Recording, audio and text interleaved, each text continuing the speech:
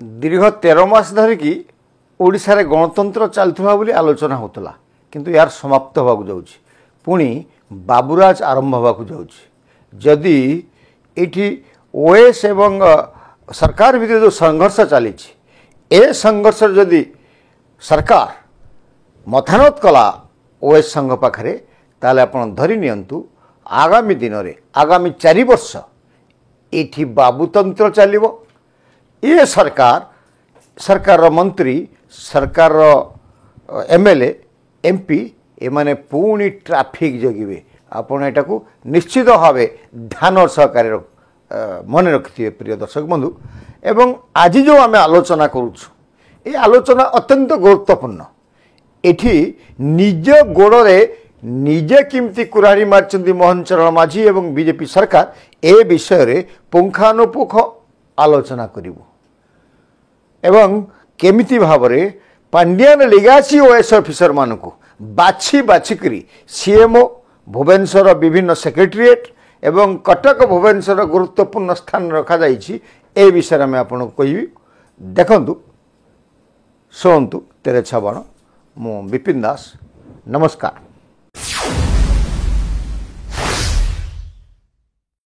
प्रिय दर्शक बंधु प्रताप चंद्र षडंगी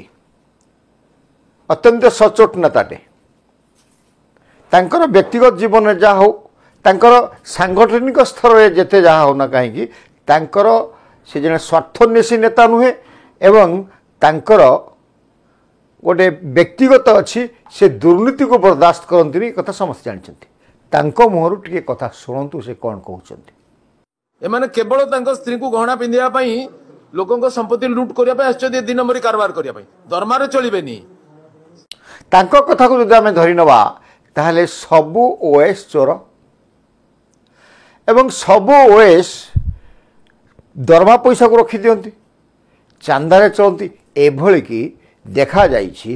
जड़े सब कलेक्टर बीडीओ एंकर जदि के एक्वागार्ड खराब था पीएन को कहती किराणी पाखु पैसा नहीं पानी किणी आण एभला उदाहरण अतीत अच्छी एवं भी होछि तो ये ओएस माने को जदि विजिलेंस तदंत करा जाए ये सब ओएस छंदी पड़े 100% ओएस छंदी पड़े एमाने ना आईन रक्षक ना रे ये आईन को भांगी दोली मचकी फिंगी दियंते ये होची ओएस ऑफिसर मानकर चरित्र अब से एसएस ये जदि हो गले ये तो जगत जीता हो गले कुछ मानते नहीं तो आमे कहूछु आम प्रथम विषय होची जे बाबूराज केमिति चलो बाबूराज एइथिबे प्रचलन हबो जदि जगह प्रधान को गिरफ्त करा जाए जोटी आईन सम्मत नुहे कि सी यदि समर्पण आत्मसमर्पण करती ताहले सरकार पराजय हेबो एवं ओएस संघ पाखरे मथा विकिदेव जोटा पांड्यान चाहूँगी विजंता दल चाहूँगी एवं तापरे सेमानक राज चलिबो ओएस माने आईएएस माने पुणी बाबू ही जिवे एवं पांड्यान पुणी शंख भवन बसिकी चढ़िया नाट भया से जो कंडे नचेब द्वितीय कथा को आसिया प्रिय दर्शक बंधु मोहन चरण माझी केमती निज गोड़े निजे कुराड़ी मारिछंती ए विषय आम कहवा एवं सर्वप्रथमे आम आलोचना करवा ये जो महानायक जी के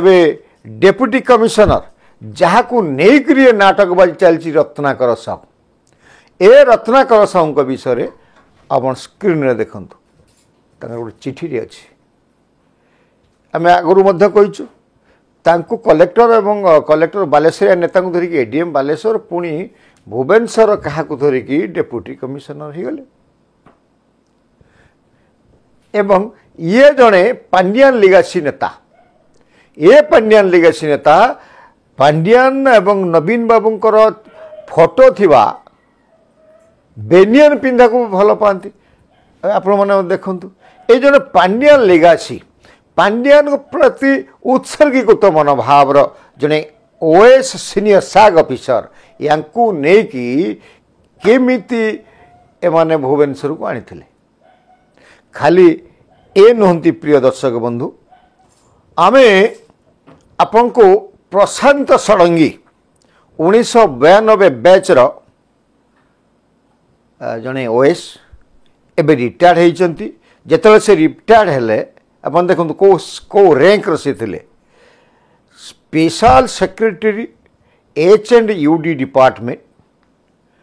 एवं GM CRUT department GM metro train department Pandian राज से एतिकी दायित्व थे एवं से 31 मई 2024 रिटायर्ड होते तांकर रिटायरमेंट बेलू से सब दायित्व थे जदि तापर सरकार आसता विजु जनता दल सरकार कौन गोटे चिंता करता कारण रिटायरमेंट मन को आनी से नियुक्ति दिए निजर हाजी करे पंडिया कथा जी मानव ता कथा को से रखे तो यार भितर सरकार चेंज है एवं मोहन चरण माझी 12/6/2024 नियुक्ति हेले शपथ ग्रहण कले एवं 14/6/24 मसीह यही महाशय को पुणी पुनर्नियुक्ति देदेले कहीं देले ना ये जो डेप्यूटी चीफ व्हिप थिले मेंटो सरकार समय 2009 पूर्वर से पीएस थिले ए महोदय प्रशांत कुमार षडंगी ये बाची बाची मोहन चरण माझी आले से जो 24 वर्ष भितर सी जे बिक्री ये षडंगी महोदय जाकरी पांडियान पाखरे एवं पांडियान पाद चाटुची ये कथा मोहन बाबू बुझीपारे आदिवासी लोक सरलतार आसी बसी चा दे पुरी भोग नहीं कि गोटे हो एवं यांक विषय आम आपन को कहवा ये जो प्रशांत कुमार षडंगी ये कलाहांडी डीआरडीर पीडी थिले 3/5/18 रु 30/6/19 पर्यंत एवं सेतेबेले सेठी जने जो जिलापाल थिले ये जिलापाल ना हूँ अंजन कुमार माणिक एवं आपण मानकर मन थी सेतेबेले देशर सबुठु पछुआ सबुठु समालोचना पात्र तल आड़ू 1 नंबर होता कलाहांडी स्वच्छ भारत मिशन समय वर्तमान प्रधानमंत्री कथबार्ता होते ये पीडी एवं कलेक्टर संगे कथबार्ता होते असंतोष प्रकाश करते कार्यकलाप कलाहांडी जिलापाल पीडी कार्य पर असंतोष प्रकाश करते यापर ट्रांसफर हो गला एवं से कौटी रहा आसिकी कारण प्रधानमंत्री तो ये ओडिशा प्रशासन चलाऊना पांडियान चलाउले गोटे गुरुत्वपूर्ण आईजीआर एंड एक्सरसाइज कमिशनर करदे आप बुझुन तो जड़े अपारग लोक जहाँ यांकर प्रधानमंत्री अपारग कहले विरक्ति प्रकाश कले तांकु नेकरी पांडियान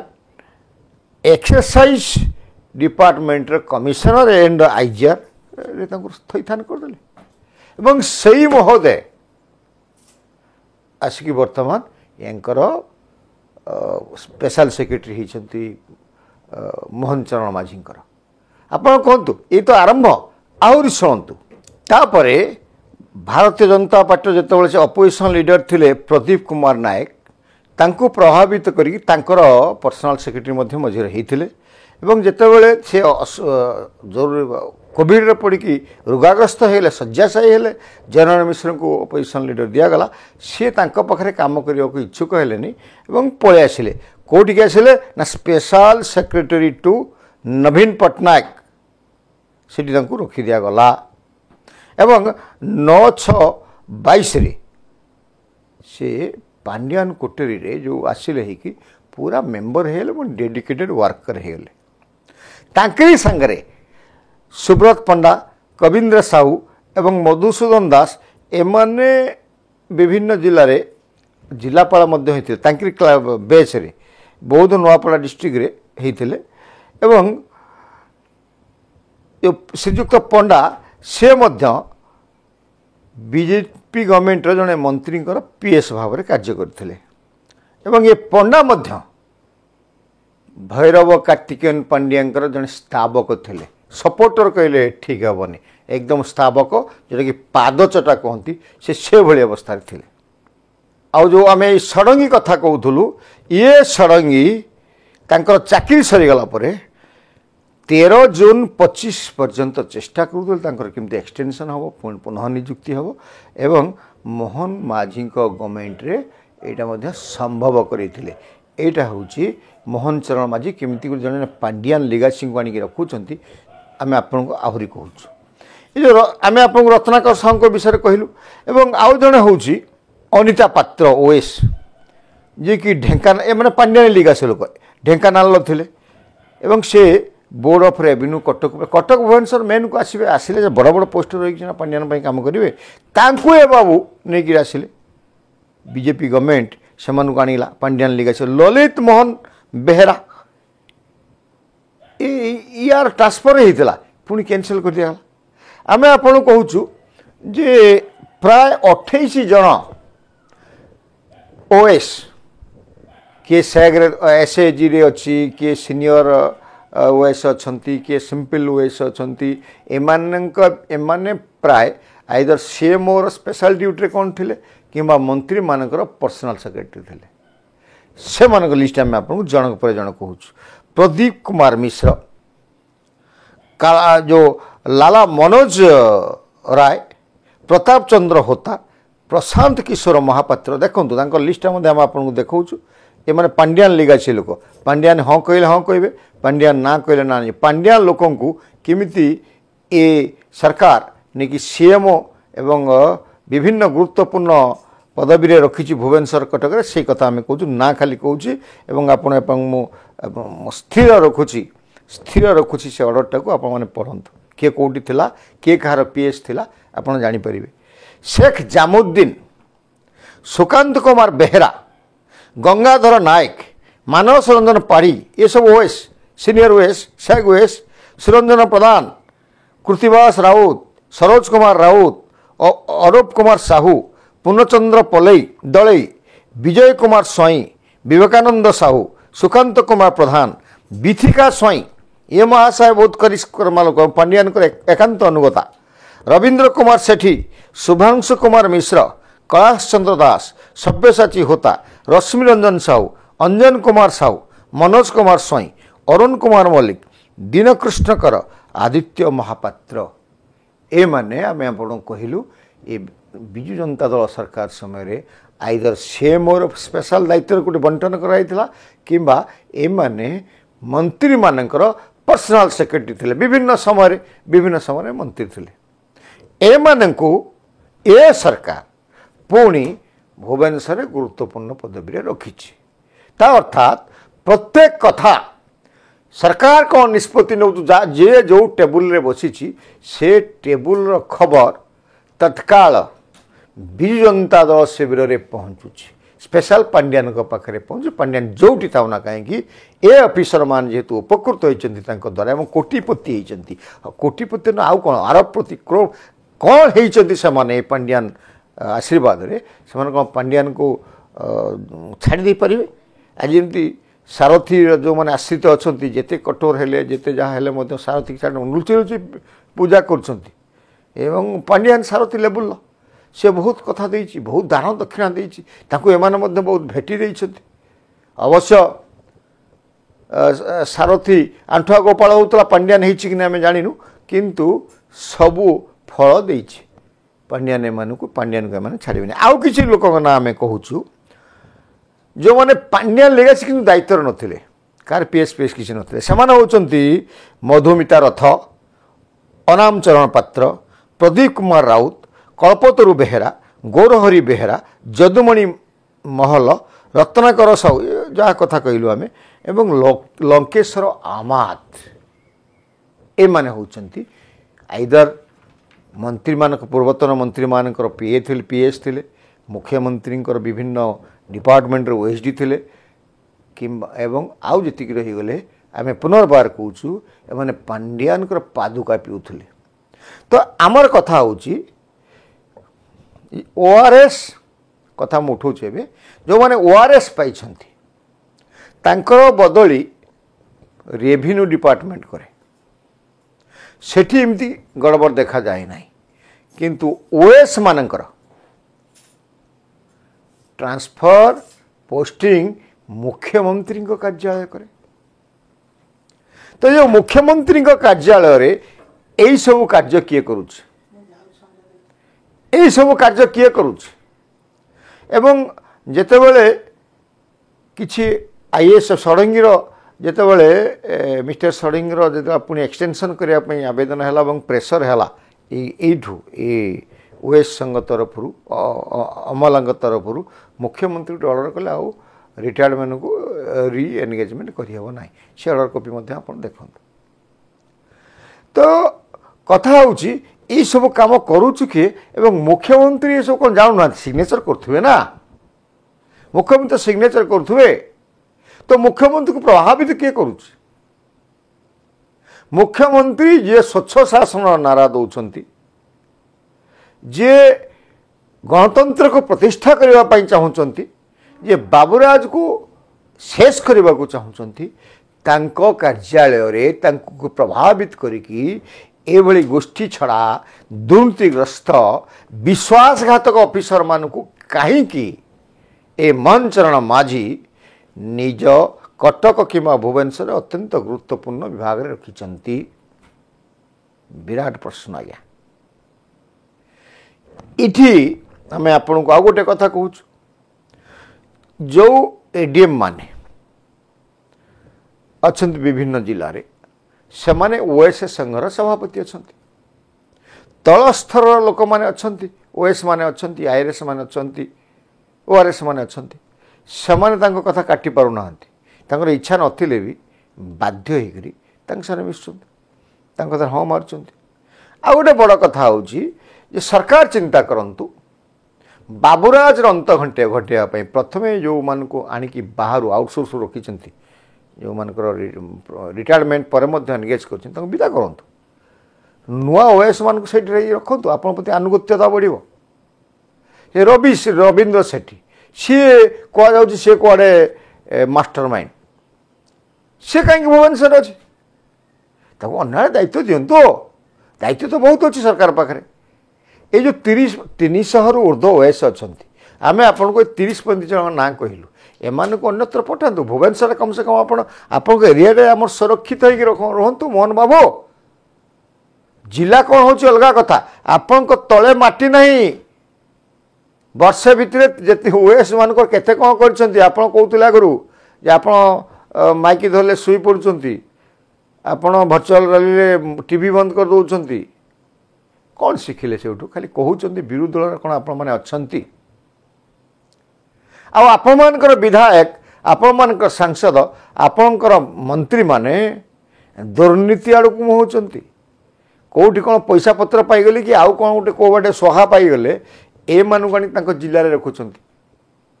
ଉଦାହରଣ ହେଉଛି ରତ୍ନାକର ସାହୁ, ଗୋଟିଏ ଉଦାହରଣ। କଳାହାଣ୍ଡିରୁ ବାଲେଶ୍ୱର କେମିତି ଆସିଥିଲା? ଏବଂ ଆପଣଙ୍କ ସରକାର ତ କାହାରି ରେକମେଣ୍ଡେସନ୍ ନହେଲେ ଆପଣ ଟ୍ରାନ୍ସଫର ପୋଷ୍ଟିଂ କରୁନାହାନ୍ତି। ସେ ବାଲେଶ୍ୱର ଆସିଥିଲା, ବାଲେଶ୍ୱର ମାସେ ଛୁଟିରେ ପଳେଇଗଲା। ଯଦି ଛୁଟିରେ ରହିକି ତା ଟ୍ରାନ୍ସଫରଟା କେମିତି କ୍ୟାନସେଲ୍ ହେଲା? ଯାଇକି ସେଠି ସେ କଳଙ୍କମୟ ଇତିହାସ କରୁଛି। ପ୍ରକୃତ ଯଦି ଗଣତନ୍ତ୍ର ପ୍ରତିଷ୍ଠା ହେବ, ଏଭଳି ଦୁର୍ନୀତିଗ୍ରସ୍ତ ପାଣ୍ଡିଆନ ଲିଗାସି ଏବଂ ବିଜୁ ଜନତା ଦଳ ପ୍ରତି ସମର୍ପିତ ଓଏସ୍ ଅଫିସରମାନଙ୍କୁ ବିଦା କରନ୍ତୁ। ସମସ୍ତଙ୍କ ବିରୁଦ୍ଧରେ, ସମସ୍ତେ ଦୁର୍ନୀତିଗ୍ରସ୍ତ। ଆପଣ ଷଡ଼ଙ୍ଗୀ ବାବୁ କହିଛନ୍ତି, ପ୍ରତାପ ଷଡ଼ଙ୍ଗୀ, ସମସ୍ତଙ୍କ ପଛରେ ଭିଜିଲାନ୍ସ ଲଗାନ୍ତୁ, କାଁ ଭାଁ ଲଗାନ୍ତୁନି, ଟୋଟାଲ୍ ଲାଗିଯାଉ। ନୂଆ ଓଏସ୍ ନେଇଯାଆନ୍ତୁ, ନିଯୁକ୍ତି କରନ୍ତୁ। ଓଆର୍ଏସ୍ ମାନେ ସଚୋଟ ଦେଖି ତାଙ୍କୁ ପ୍ରମୋସନ୍ ଦିଅନ୍ତୁ, ସେମାନଙ୍କୁ ଦାୟିତ୍ୱ ଦିଅନ୍ତୁ। ଏଇ ଯେଉଁ ପୁରୁଣା ମୂଷା 24 ବର୍ଷ ଧରିକି ଏମାନେ ଦୁର୍ନୀତିଗ୍ରସ୍ତ ହୋଇଛନ୍ତି, ଏମାନେ ପାଣ୍ଡିଆନ ପାଖରେ ନିଜକୁ ବିକ୍ରି କରିଦେଇଛନ୍ତି। ବିଜୁ ଜନତା ଦଳ ବିନା ଏ ଯେଉଁ ଓଆର୍ଏସ୍ ମାନେ ଅଛନ୍ତି,